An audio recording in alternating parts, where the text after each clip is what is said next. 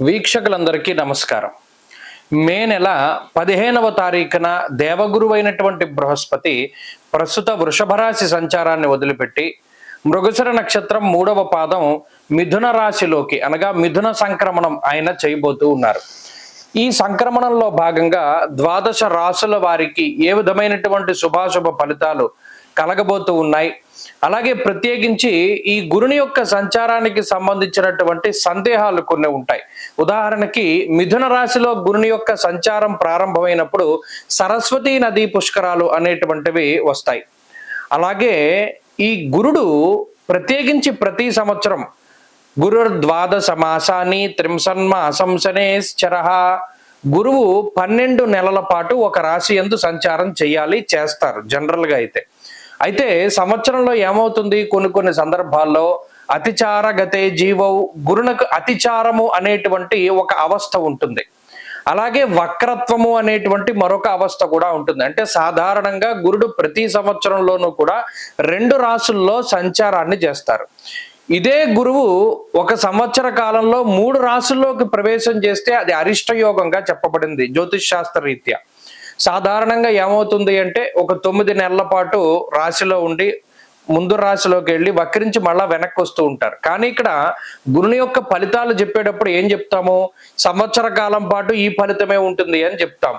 శ్రోతలు ఏం చేయాలి అంటే, ఇప్పుడు మిథున రాశిలో గురుని యొక్క సంచారం వల్ల ద్వాదశ రాశులకి ఫలితాలు మనం చెప్తూ ఉన్నాం. మధ్యలో అక్టోబర్ నెలలో గురుడు పునర్వసు 4వ పాదంలోకి వెళతారంటే కర్కాటక రాశిలోకి వెళ్ళి మళ్ళా డిసెంబర్ నెలలో మిథున రాశిలోకి వస్తారంటే మరలా బ్యాక్ వస్తారు.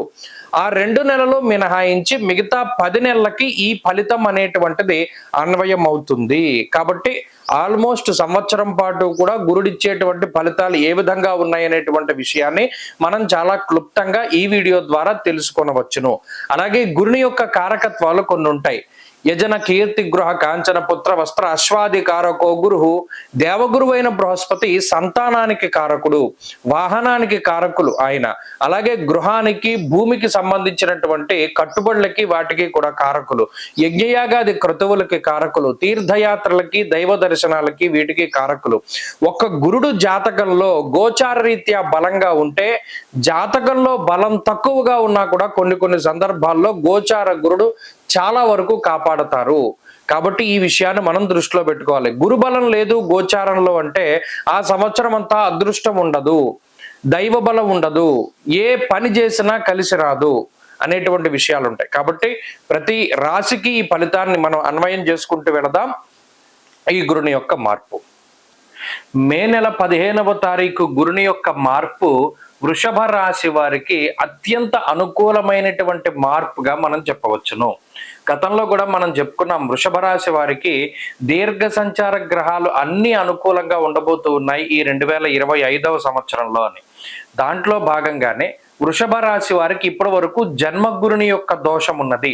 ఈ జన్మగురుని యొక్క దోషము తొలగిపోయి 2వ స్థానమందు గురుడు తన యొక్క శుభ ఫలితాల్ని ఈ రాశి వారికి ఇవ్వబోతూ ఉన్నారు. నిజానికి 2వ స్థానము అనేటువంటిది చాలా కీలకమైనటువంటిది, గోచారంలో చాలా ముఖ్యం. మణిర్ముక్త ఫలం స్వర్ణం రత్న ధాతు కదంబకం యానికాని చ సర్వాణి ధనస్థాన అద్వినిర్ణయ అన్నారు. ఇది నేత్రస్థానము, ముఖస్థానము, కుటుంబ స్థానము, వాక్స్థానం, ఇలా చెప్పుకుంటూ పోతే ధనస్థానము, ఇలా చాలా రకాలైనటువంటి కారకత్వాలని ఇందులో నిక్షిప్తం చేసుకుని ఉంటుంది. మరి అటువంటి దానిలో గురుని యొక్క సంచారం, అందులో శుభగ్రహం పూర్ణ శుభత్వాన్ని కలిగి ఉన్నటువంటి గురుడు సంచరిస్తూ ఉండడం ద్వారా మనస్సౌఖ్యం యశోవృద్ధిం సౌభాగ్యం చ ధనాగమ ధర్మ వ్యయం మనస్సౌఖ్య అన్నారు. ఇక్కడ చాలా విచిత్రమైనటువంటి మాటలు కొన్ని మాట్లాడతారు.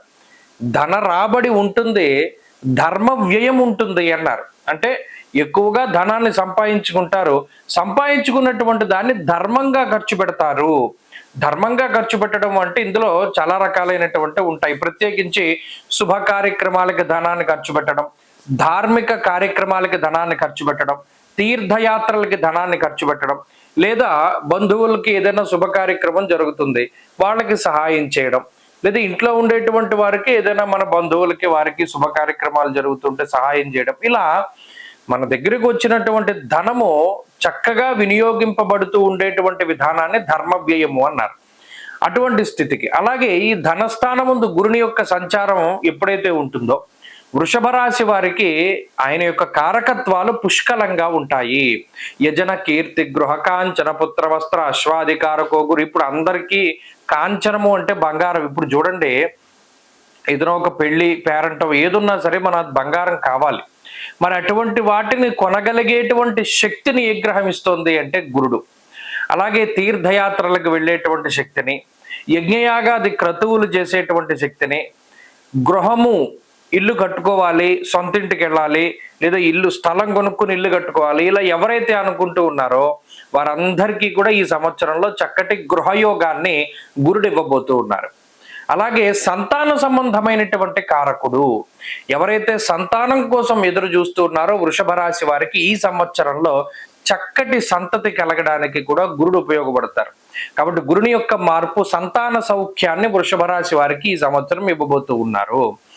వస్త్ర అశ్వాధికారకో గురువు. అలాగే ఎవరైనా వాహనాలు కొనుక్కోవాలి, మనకి ఈ వాహనం కొనుక్కోవాలి, అలాంటప్పుడు ఇటువంటి వాటి అన్నిటికీ ఆయనే కారకత్వం కదా. కాబట్టి వస్తువులు, వస్త్రములు, ఆభరణములు, గృహము, యజ్ఞయాగాది క్రతువులు, సంతానము, అలాగే వాహనము, ఇటువంటి వాటన్నిటినీ కూడా ఈ సంవత్సరంలో వృషభ రాశి వారు పుష్కలంగా కలిగి ఉంటారు. చక్కటి ధనాన్ని కలిగి ఉంటారు, మంచి వాక్ సంపదని కలిగి ఉంటారు, మాటతోటి ఎదుటి వారిని ఆకర్షిస్తూ ఉంటారు. అలాగే దీనికి తోడు మిగతా 2 గ్రహాలు శని రాహువుల యొక్క అనుకూలత కూడా ఉన్నది కాబట్టి ఇది మరింత రాజయోగప్రదంగా, అంటే గోచారంలో అత్యంత బలీయమైనటువంటి స్థితి ఈ సంవత్సరం మే 15 దాటిన తదనంతరం కలగబోతూ ఉన్నది. కాబట్టి ఇది అన్ని విధాలుగా కూడా చాలా అనుకూలమైనటువంటి గ్రహస్థితి ఈ రాశి వారికి. ప్రత్యేకించి ఈ సంవత్సరంలో చక్కగా దత్తక్షేత్ర దర్శనం చేసుకున్న, దక్షిణామూర్తి యొక్క ఆరాధన చేసిన అత్యంత శుభ ఫలితాలను కూడా వీరు మరింతగా పొందగలుగుతారు. స్వస్తి.